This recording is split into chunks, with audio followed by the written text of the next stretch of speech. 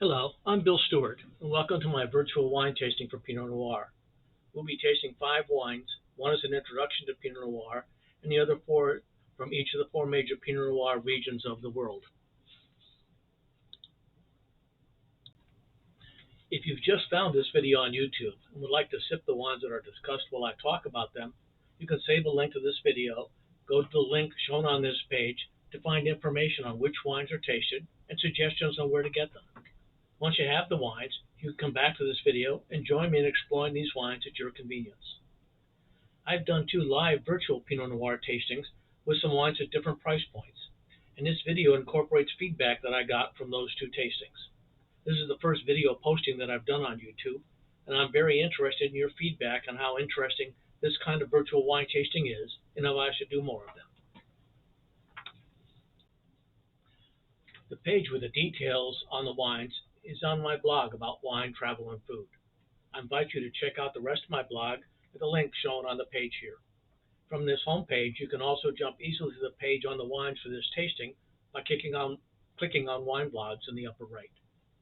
If you've been to that page and gotten your wines, we are ready to get started. Hopefully you saw in the page the suggestion to open all 5 of the bottles 30 minutes before you begin this wine tasting. We will be talking about letting Pinot Noir breathe and how much the flavor improves as it opens up a couple of times during this wine tasting.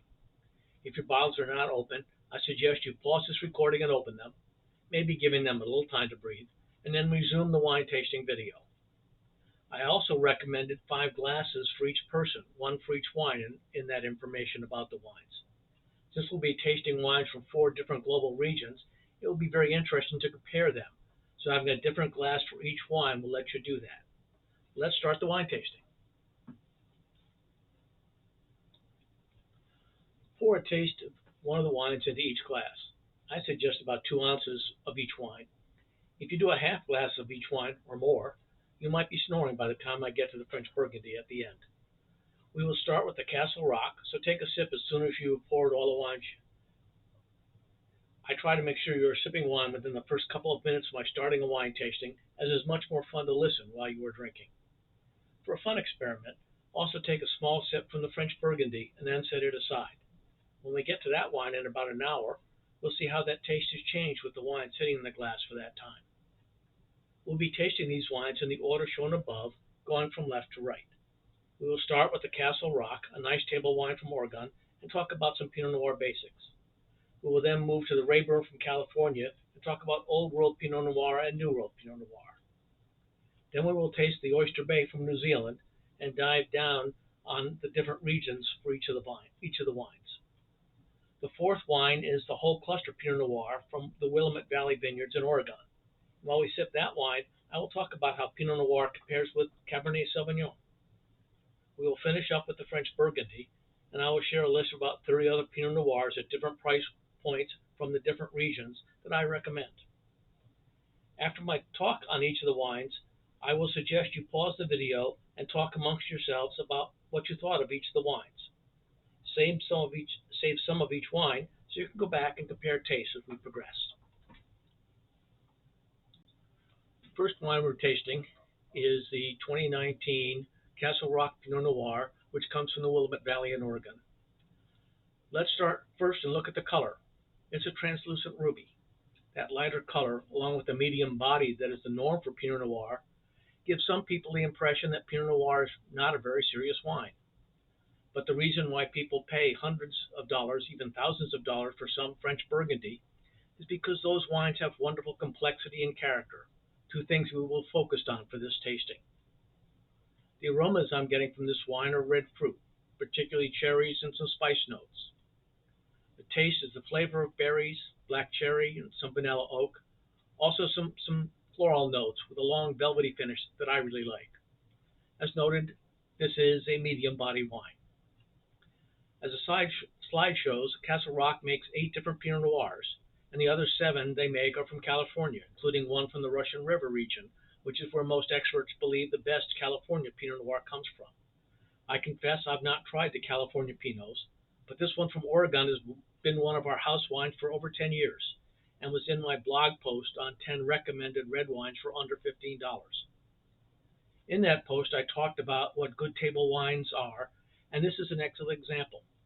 We like this to accompany simple daily meals like burgers, meatloaf, pork chops. We have $25 Pinot Noirs for nice meals and $50 to $75 Pinots for special occasions. This is great for those simple daily meals. This is also a very good cooking wine when you are serving a more expensive Pinot to drink. I don't want to use the $50 Pinot for cooking, but when the wine is part of the recipe, perhaps for a marinade or a sauce, using the same grape for cooking as you will be drinking with the meal gives some nice consistency to that meal. We will sip this basic Pinot for a few minutes, and I'll talk about the basics of this grape and the wine that it produces. We will then move to four other wines at 2 to 3 times the price of this wine to explore the four major regions that produce excellent Pinot Noir.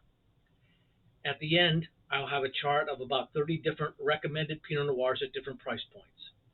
The ones at $40 to $50 are significantly better than these ones at 25 to 30, and the ones at 75 to 100 are even better. Grand Cru Burgundies sell for hundreds of dollars and some of them for thousands of dollars per bottle, but we won't be tasting any of them today.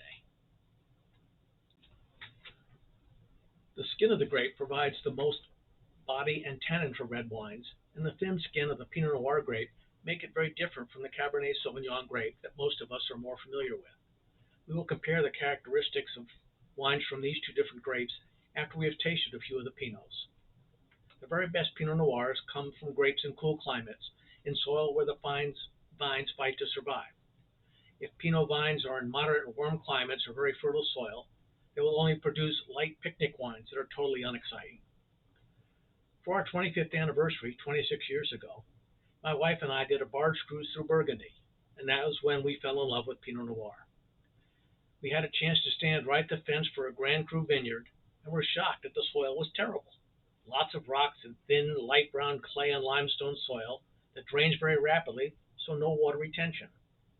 We learned that the root system of the vines have to go down 40 feet deep or more to get moisture and pick up lots of trace elements for nourishment. Simply put, the vines have to fight to survive.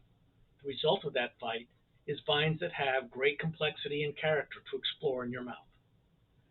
When these vines reach maturity, about 30 years old, and have been pruned to limit the number of grapes they produce, this concentrates the flavor in those grapes, and the result is some of the finest wines in the world. When people talk about what is the best wine in the world, almost every list has two names at the top: Lafite Rothschild, a cab-based blend from Bordeaux, and Domaine Romanée-Conti from Burgundy. They are very different wines, and people have different reasons for picking one over the other. When we explore the wines from the four different geographic regions, we'll be looking at how they have complexity and character that makes them interesting and delicious. Traditionally, the only time that Pinot Noir is part of a blend with other grapes is for French Champagne. Typically about 1/3 comes from Chardonnay grapes, 1/3 from Pinot Noir, and 1/3 from another black grape, Meunier. Even though the last two are black grapes, they can be used to make a white wine like Champagne. When a black grape is pressed, the juice is clear, so a white wine can be made from any grape. When the skins and pulp of black grapes are left in contact with the juice for days or weeks, the juice picks up color, tannins, and flavors, primarily from the skins, and the result is red wine with very different tastes. For each of the wines, I will have a slide like this one to let you pause the recording for a few minutes, or as long as you like, to talk about the wine with whomever is doing this wine tasting with you, and share what you think about that wine. As we progress through the tasting and you have multiple wines to compare, these pauses and the discussions are likely to get longer, and that should be fun. Whenever you are ready to move on to the next wine, just resume the video.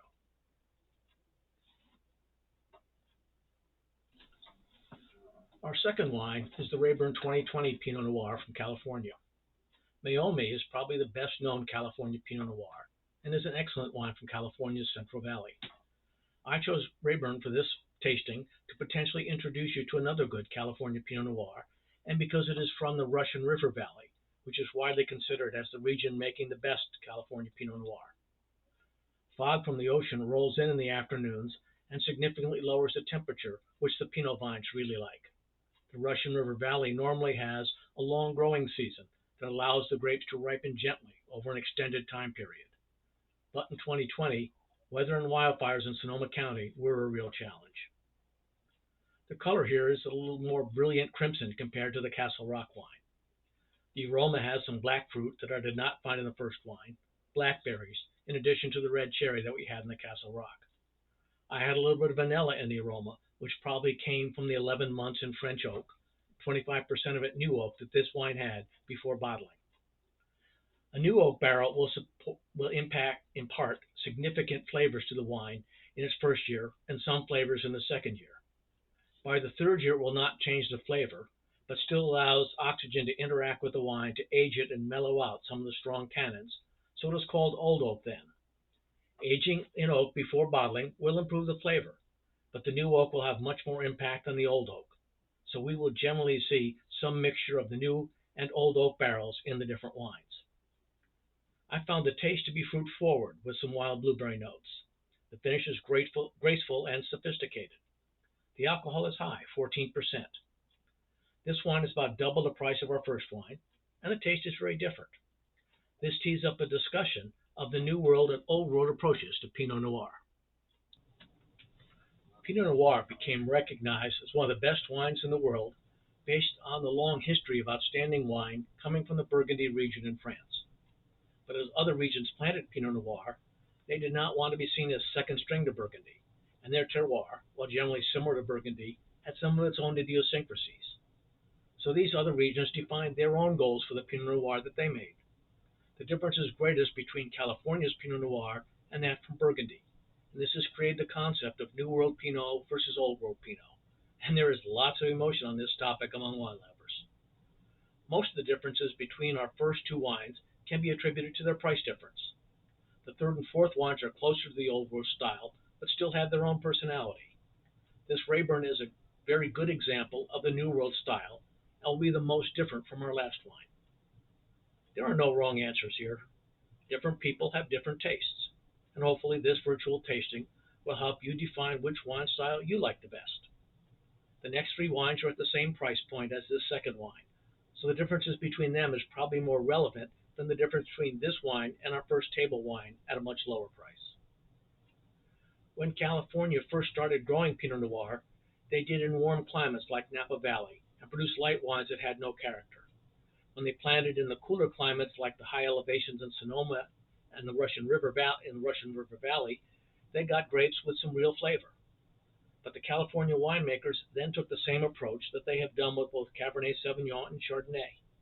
They look for ways to enhance the wine and make it bigger and bolder. The resulting wines are very different from what Europe makes with those same three grapes. Cabernet Sauvignon is king in California, and my opinion is that many of the winemakers there wanted to make Pinot Noir more like Cabernet. They did not like the translucent color in the wine and only medium body. In Burgundy, they were in love with all the complexity of taste that their Pinot Noir grapes had from their fight to survive, and they wanted to make wines very different from Bordeaux and their own regions of France. So they focused on making a wine with lots of character and exploring those complexities instead of trying to add new flavors of oak and more fruit.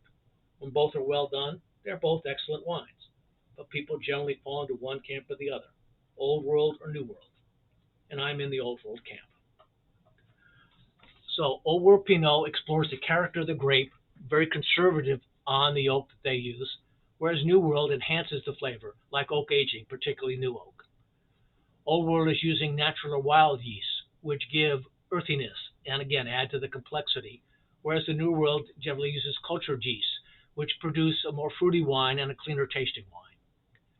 In the Old World, very firm tannins that age well, where the New World, with their fruit forward, has softer tannins, so it can be drunk earlier. The Old World is lighter in color, darkens when it ages. The Old World is getting darker color and richer body, making it a little more like Cabernet Sauvignon. The Old World generally has low alcohol, 12 to 13%, whereas the New World is 13 to 15%. In the Old World, wines can age for 20 or more years with no problem. The New World wines are really meant to be drunk within the first 5 years. Old World, as we talked before, never blends Pinot Noir other than in Champagne. In the New World, they're trying different things, so some of the New World winemakers have blended it with Malbec or Syrah and just see what that gives them in terms of a greater concentration of flavor.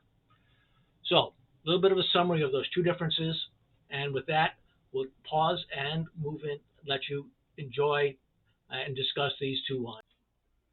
A big part of this tasting is comparing similarly priced Pinot Noirs from the 4 different regions of the world. So I encourage you to pause this recording and compare the taste of the first two wines and discuss what you think of this second wine from California. This will get to be even more fun as you compare the wines at the same price point as we move through this tasting. Resume the video when you're ready to move on to our third wine. With our third wine, we're moving to New Zealand with one of my favorite Pinot Noirs, and this one's only about $16 in many places. It's got a nice ruby red color. On the aromas, I've got ripe cherry and sweet fruit tannins and some dried herb aromas. On the taste, I'm tasting strawberry, vanilla, and a little toasty oak flavor. Overall, soft and flavorful with a medium body, good structure, and a nice long flavorful finish. Alcohol is 13.5%, so a little high, but not up in the same range as the California wine. This 2020 wine earned 91 points from Wine Spectator and also won a gold medal at the 2020 International Wine Challenge. It comes from the Marlborough region of New Zealand, where it has a long, slow ripening to develop strong, intense varietal characteristics with a nice, crispy, natural acidity. As we sip this wine, I'll dive down a little on each of the regions with maps for each in just a minute. The grapes were destemmed and crushed into a combination of open and closed stainless steel fermentation tanks. The open ferment is hand plunged up to 3 times a day, and a small portion is also run off to complete fermentation in French oak barriques. The wine was matured for 11 months before final blending, and it was a combination of barrel and tank fermentation. When aged in French oak, it had a medium toasting and a mix of new and old oak, but the percentage of new oak was not provided by Oyster Bay. They recommend you start drinking it in 2023, and it's good up to 2053. I decanted it and thought that with that decanting, it opened it up more, and I thought right now the 2020 was very lovely and didn't need to wait to 2023, but the decanting can have that positive impact. So having tasted 3 different Pinot Noirs, let you enjoy this one, and we'll talk a little bit about where the different wines come from. The 4 major regions we're exploring today are California, New Zealand, Oregon, and France. But there are other regions of the world that make very good Pinot Noir. They just do not make a great deal of it, so they're not considered a major Pinot Noir wine region. Other countries making very good Pinot Noir include Germany, which is best known for its rich white wines, many of them sweet. But they make a very good dry Pinot Noir, and if you're traveling to Germany and see one on a menu, there's a very good chance you'll like it. But they do not make a great deal of Pinot Noir, and very little of what they do make is exported to the U.S. The southern area of France also makes some very good Pinot Noir, and one of them is on my recommended list that I will cover at the end of this tasting. South Africa, Chile, and Australia are 3 other countries that make very good Pinot Noir, but not in large quantities. We'll start our exploration of the 4 major regions in Oregon, where our first wine was from, and the next wine that we will taste is from as well.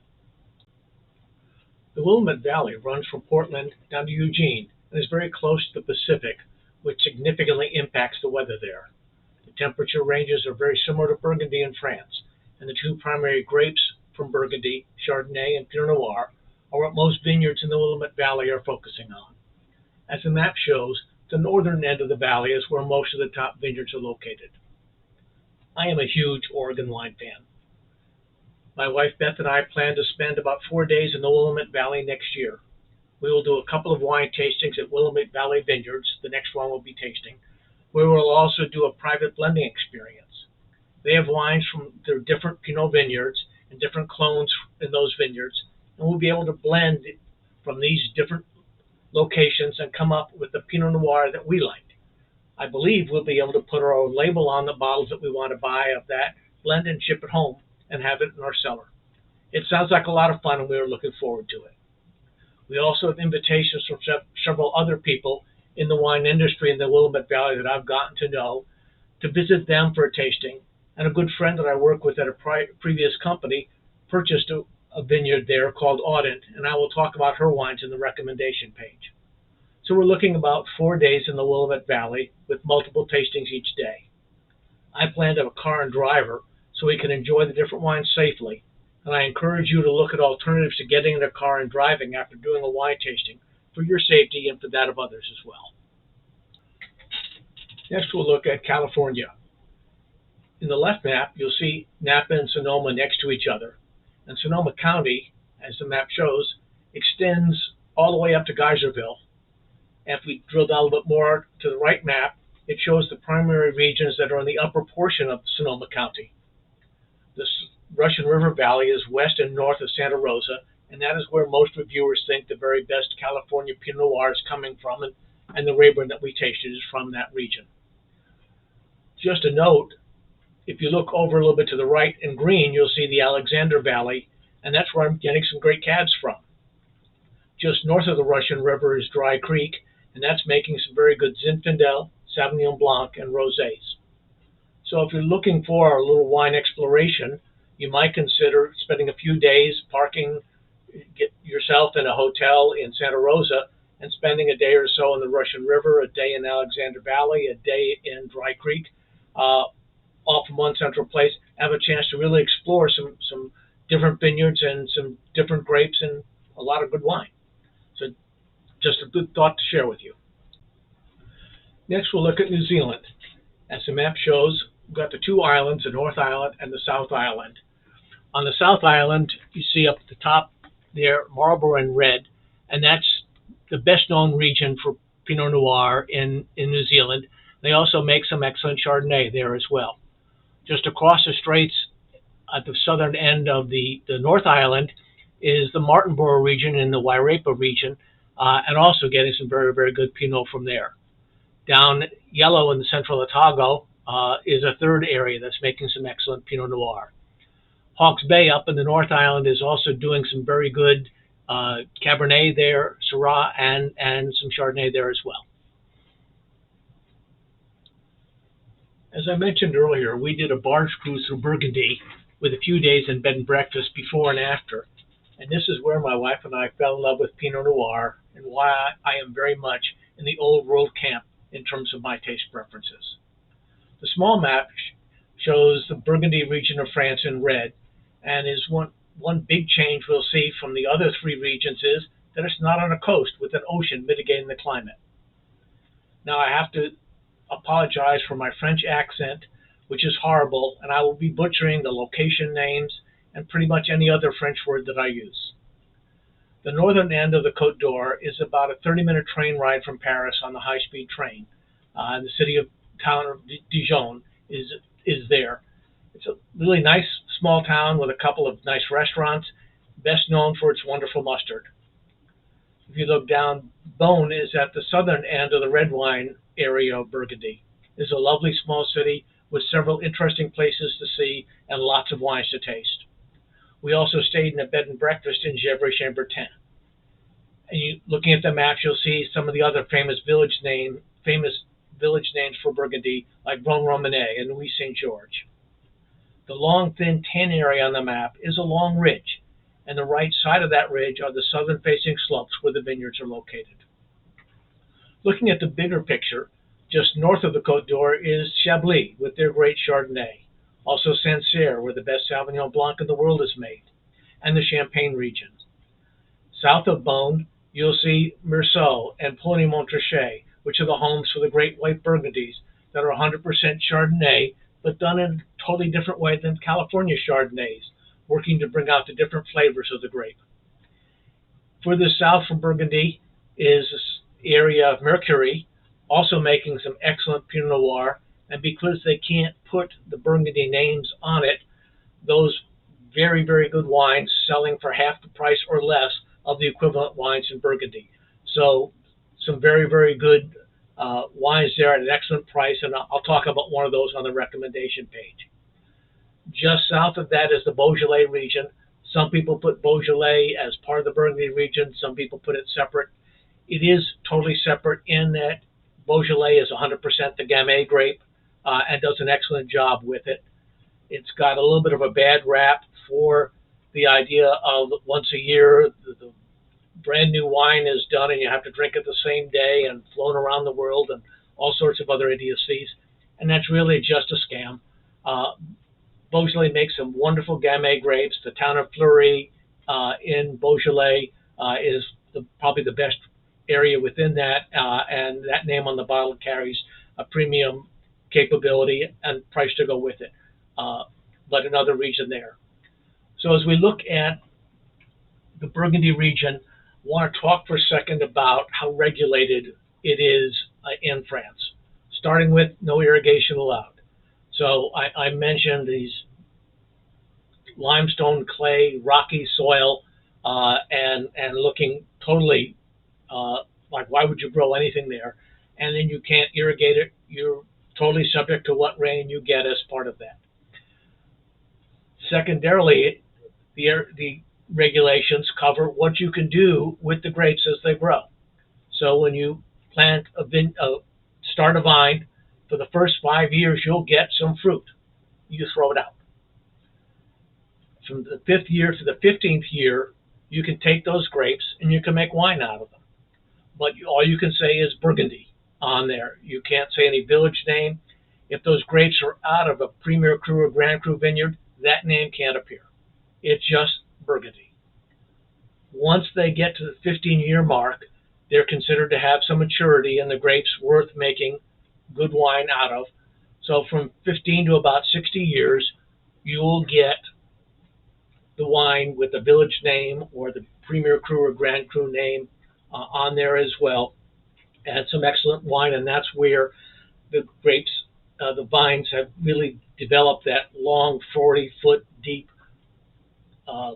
set of root structures to bring up all the nutrients, and those trace flavors are what's giving some of that complexity and interesting character to the Pinot Noir wines. At about 60 years, the vines, Pinot Noir vines, start to age. And as they age, they produce fewer and fewer grapes, but those vine network, root network, is still bringing up all that different complexity and trace elements. So those grapes have more and more flavor in fewer grapes and more concentrated. So this is where the old vine concept, or vivier, comes in the French for that. So wines made from the older grapes will have a richer flavor from that concentrated capability that the grapes have. But at about 75 years, the yield is so small, even if they're packed full of incredible flavor, that it just doesn't work anymore. And you pull that vine out, plant a new one in, and start that cycle over again. For 5 years, you get nothing. For 10 years after that, you get just a basic wine that you can't put a premier price on. So that's the economics of wine in Burgundy. Part of the classification is you can put that Bourguignon name on anything grown in that region, but there are areas, AOCs, within that have, if you meet the qualifications, you can put that name on. So the first is the village name, like Gevrey-Chambertin or Vosne-Romanée, Nuits Saint-Georges. The vineyard has to be totally within that village and recognized and given the ability to put that name on the label. And they get a premium price for doing that. Within those villages, certain vineyards can work to achieve a status of a Premier Cru or a Grand Cru. In doing that, start with Premier Cru. The vines have to be trimmed so that even in that prime 15 to 60 year range, they can produce a limited number of grapes. Intent there is what we get with the old vines is that those grapes have the more intense flavor and make a richer wine as part of that. And the Grand Cru, you trim them even further to concentrate that flavor even more. For a Premier Cru vineyard to want to be characterized and be able to say Grand Cru, they have to meet all the standards of the Grand Cru vineyard for a number of years and be certified to do that. And once they do, then it goes to the Parliament in France and it takes an act of Parliament for them to be recognized and say they are Grand Cru.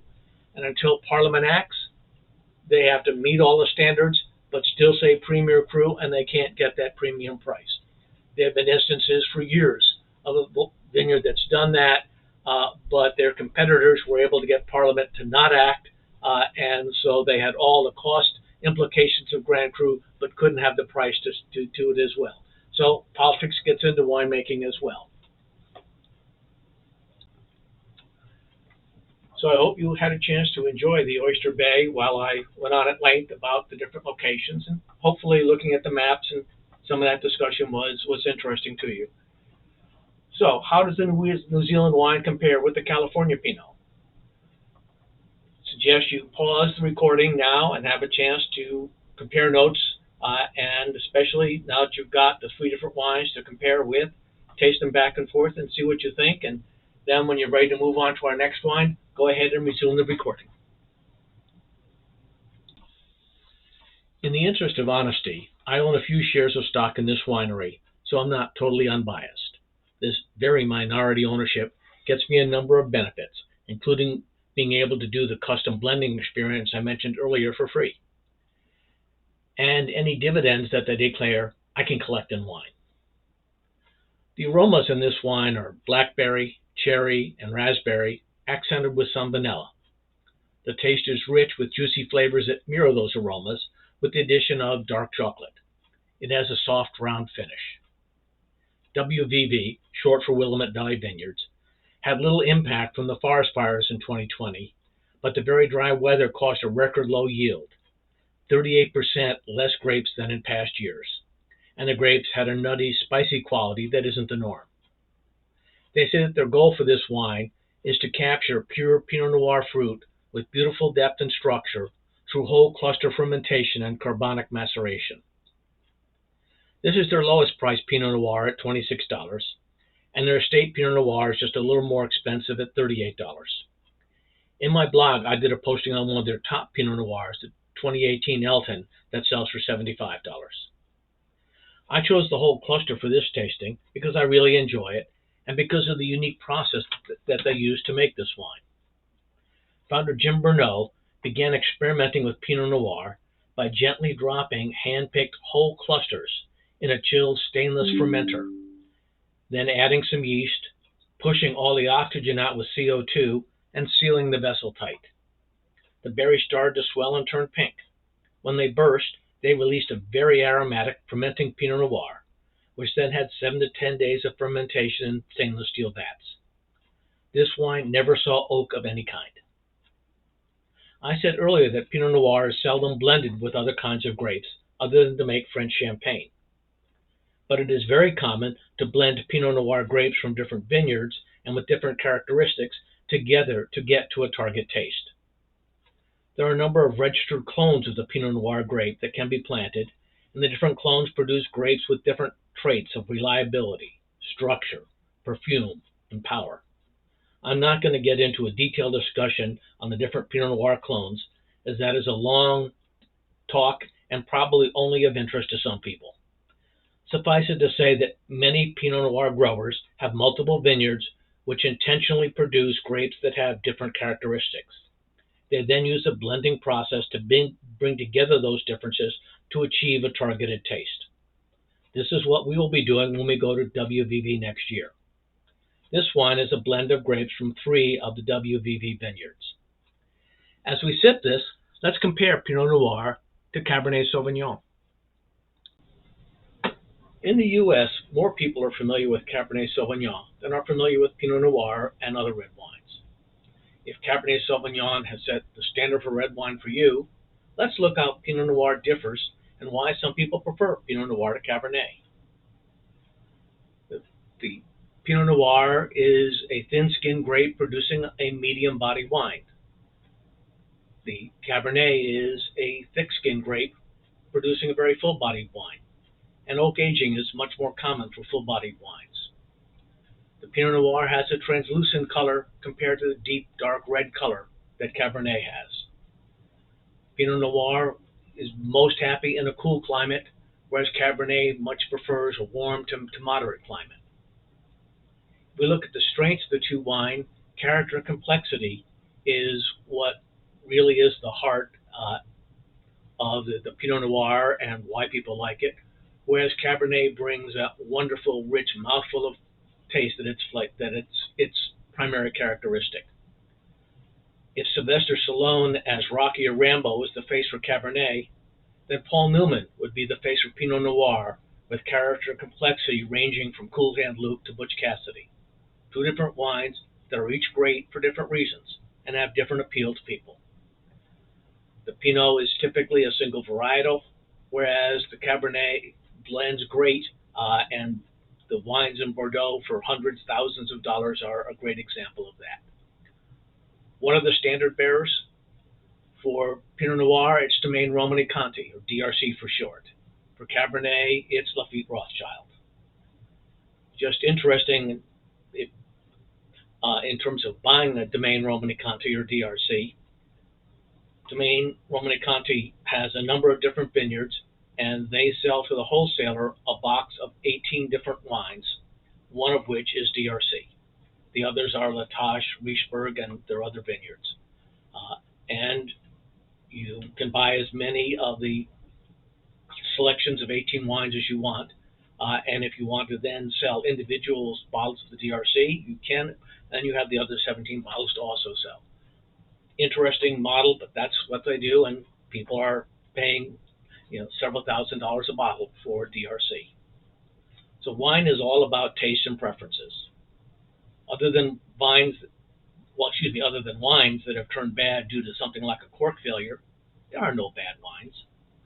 Stealing a line from TV celebrity chef Michael Symon, you do you. I have my preferences. There's nothing better about them than the preferences that you have. When we break in a minute to discuss this wine and compare it with the other three we have tasted, maybe another topic you could talk about is the different preferences that you have for different red wines. My top three preferences are, number one, Old World Pinot Noir. The barge trip to Burgundy for our 20th anniversary is a big part of that. I'm okay with good quality California Pinots. I particularly like the Francis Ford Coppola Reserve Pinot Noir that they sell for $50.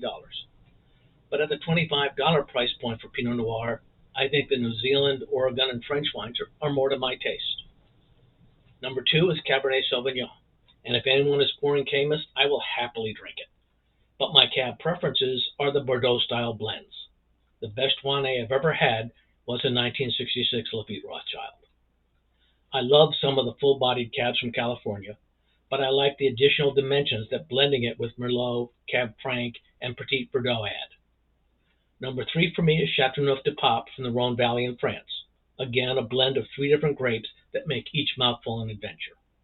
But these are my tastes, and a list of recommended Pinot Noirs in a couple of slides is heavily weighted towards the old world style, but not exclusively so. But what makes wine so interesting to talk about is the different tastes and preferences that people bring to the topic. So how did you like the Willamette Valley wine? We've now tasted 4 different Pinot Noirs from 3 different regions. I suggest you pause this recording for some discussion. How does the Willamette Valley vineyards compare to the other 3?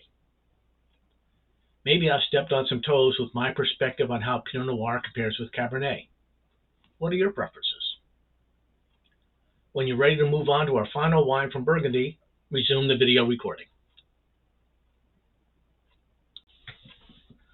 We are finishing up with a lovely French Burgundy. How does the taste now compare with the initial taste you had an hour ago? I suspect that it is more enjoyable. Have you ever had a bottle of wine at a restaurant where you were having great conversation and the bottle had been open for a while, and when you poured that last glass, it was just so much better than when it was first opened? The wine had opened up and the tannins, one of the strongest elements in the taste, had relaxed and softened. With red wines, this will happen slowly over years as the wine sits in a bottle in the cellar. Remember, Oyster Bay suggested giving that wine 2 years before you opened it. And if you give it 10 years, it will be even better. But we can also accelerate that process by decanting the wine. I decant most of my red wines, especially the young and expensive ones. The act of decanting puts the wine in contact with the air and oxygenizes the tannins, which relaxes them. The result is the wine tastes like it had been cellared for a few years. We could have a whole discussion on decanting, and maybe that should be another virtual wine tasting. But I encourage you to do an experiment that I have done several times. When I have some guests over, I open 2 bottles of the same red wine and decant one of them. I then tell our guests that I'd like to get their impression of 2 different wines. One of them they would immediately recognize if they saw the label, so I poured it into a decanter. I pour them a glass from the bottle and another glass from the decanter and ask them to compare. What I consistently get is they like both, but the one from the decanter is the better one. They don't want to believe me that they are the same wine. On the recommended list that we'll get to in just a minute, for the $50 and over wines, if they are less than 10 years old, then I decant them and let them sit for 45 minutes, and then I pour them. This wine has a more intense color than the Oregon and New Zealand wines. The aromas are ripe red fruit, cherry and raspberry. The taste is fruity and harmonious with a good balance, medium body, crisp acidity. The alcohol is low, 13%. It's just now rounding into shape and drinkable, but it's even better if you decanted it. It will age well if you want to cellar it. The grapes are hand-picked and cold soaked for 7 days. They then go into temperature-controlled fermentation for 14 days with daily punch down and pump over to get the complete extraction of the color and the most elegant tannins. 20% of the wine is then aged 9 to 10 months in oak casks. No new oak, so only gentle aging process in the barrel that is faster than aging in the bottle. The other 80% is aged in stainless steel vats and will age completely differently over that time. This wine is just at the Bourgogne level of classification, no village appellation. Premier crus are mostly in the $75 to $100 range. A few can be found for $50 that are pretty good. The labels may say Warner Cru, which is Premier Cru, not Grand Cru. It's very hard to find a Grand Cru for under $100. There is significant variation from vineyard to vineyard in the same village, and also year-to-year variations from the same winemaker, largely due to the weather. This is the last time that I will suggest you pause this recording for discussion. You've now had all 5 of the suggested wines and tasted examples from each of the 4 major regions on how they approach Pinot Noir. Take some time and compare the different tastes. If your glasses are empty, hopefully the bottles are not. You can pour a little more so that you can compare the taste from the different regions. Also, the wines that have been sitting in the glasses are opening up more. And are they showing you more of the Pinot Noir characteristics? When you are ready, resume the recording, and I will finish up with a quick review of other Pinot Noir recommendations. This is my recommendations for Pinot Noir, about 30 different ones at 4 different price ranges. If we look starting at the top, the under $20 price range, in California, Boggle is a very highly regarded wine at that price. Not one that I've had, but highly recommended. So if you enjoy the California style, the New World style, one that you might want to try. The Erathan from Oregon is absolutely one of my favorite wines. Excellent price point. One of the things that they do that I find interesting is instead of putting their wine in oak barrels, during the fermentation process, they put some oak staves in with it, and they pick up just a little bit of the oak from that. So a very creative way to do some things with the flavor on that. And then moving over to the last column in France, the Louis Latour Domaine de la Valmasson is the one I mentioned earlier. It's from the south of France, not Burgundy, so under $20, but a really, really good Pinot Noir, especially at that price. If we move down to the $20 to $35 range in California, the third one down, Meiomi, that's the #1 wine in terms of popularity and an excellent wine as well. The others you see there are also very good, Decoy in particular. If we move over to Oregon, we've got some very good choices there in that price range. The King Estates, Willamette Valley, Lang, Willett-Kenzie's, their estate Pinot Noir. Willett-Kenzie's one of the Jackson family estates. On the New Zealand side, the Clos Henri, Kim Crawford, Jules Taylor are all very good wines. And over on the France side, we've got some choices there. Bring your attention to the second one, Chateau de Santenay-Mercure. There, as when we looking at the map, I mentioned the Mercury region being just south of the Burgundy region. So here's an example of a Mercury wine under $25. If you jump down 4 to Chateau Santenay, Monty, it's a Premier Cru at $50. Same vineyard, okay? One is a Premier Cru from Burgundy, the other from Mercury. The Premier Cru is double the price. And the $25 one is an excellent wine at that price. As we move up to the $40 to $60 range in California, J Vineyards and Francis Ford Coppola are two that I particularly enjoy. J Vineyards probably sets the standard at that level. Francis Ford Coppola is a personal favorite of mine. I'm a big fan of all the Coppola wines. The Reserve is one that they only sell through the website, so no other retailers who stock the Coppola wines can get the Reserve Pinot Noir. You can only get it from their website. Moving over to Oregon, Willamette Valley, which we did the whole cluster. I mentioned their Elton Pinot Noir. There's a blog writing on that I did on it if you want to get more information. And they have a number of other wines in that price range, all very, very good as well. Penner Ash and Grand Moraine are both Jackson family estates doing some great Pinot Noir. On the New Zealand side, some choices there. Escarpment's my personal favorite from those three, but all three are very good. And then on the French side, the Louis Latour there is a Premier Cru, and the Chateau Santenay. The one in the middle, the Louis Jadot, not a Premier Cru, but again an excellent wine in that price range. Jumping down back to Oregon, down to Audent at the last one in the $40 to $60 range. Audent is the vineyard that I mentioned that a friend of mine bought a few years ago. And at the London-based event recently, which featured 18,000 wines, their 2017 Audent Willamette Valley Pinot Noir, the one we see here for $60, took home the only platinum medal and 97-point score awarded in the Oregon wine category. All three of their 2019 vintage wines were given scores of 94 to 96 points by Robert Parker's Wine Advocate. And the one we see there, the Audent Luminous Hills Pinot Noir, it's a $75 wine. It was a reviewer's favorite and listed as wine that's under the radar. So they're getting some very, very good press for the wines that they're producing. The last one we'll talk about is the Domaine Arnaud Le Chaux Louis Saint Georges. And that one, just a little bit of story to go along with that. So the very last day of the Burgundy trip that we did after our barge cruise, as I mentioned, we did a few other days there. And our last day, Beth and I contracted for a small group wine tasting in Burgundy. And the small group turned out to be just the two of us. And the guide taking us around was a certified French chevalier. And we had a wonderful day with him, going to a number of vineyards. And Domaine Robert Arnaud was the last one that we went to. And we went down into the cellar, and the winemaker, Pascal Le Chaux, opened up four barrels and piped the wine out into glasses for us. And we talked about each of those wines. Now, it's very apparent to you by this point that my French is atrocious, and Pascal spoke no English.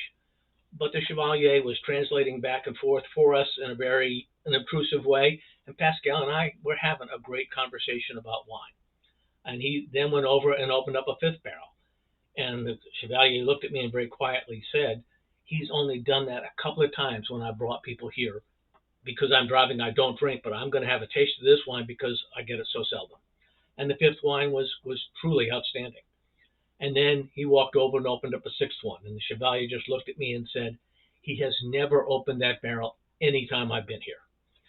And that was his Les Chouchaux, his Premier Cru, the very best wine he makes. And that particular vineyard on the other side of a stone wall is La Tâche, one of the top Domaine Rumanicanti vineyards that sells for $800 to $1,000 a bottle. The Les Chouchaux, last I looked, was selling about $500 a bottle. So excellent wine, but the same vineyard, the Domaine Arnaud, now Le Chaux has put his name. His son is now just taking over as the winemaker there. So Domaine Arnaud Le Chaux, their Nuit Saint Georges is $100. And there's not a lot of wines that I think are worth $100. This is one. So if you're really looking for a special occasion wine, this is one I'd suggest. So I hope you find this page of recommendations helpful and interesting for you. This is the end of our virtual wine tasting, and I would love to get some feedback from you on it. It was very all words slanted. What do you think about that? Would you have liked to have included some higher priced wines to sample better quality wines? Are there other wines or topics where you would like to see a virtual tasting? I will look at any comments you post on YouTube. In the introduction to this video, you saw the address of my blog, and you can post any comments you would like there. If you would like to get a copy of these slides, perhaps to get the recommendation slide, you can send an email to my address on the Contact Me page of the blog, and I'll send the slides to you. You have my commitment that the only other communication to that address will be related to wine tastings, and I will permanently delete your email address on request. I'm not doing these tastings or anything on my blog to raise money. I only want to share my thoughts on wine, food, and travel, and perhaps have some good dialogue on those topics. Thank you for watching this video, and I hope you enjoyed it.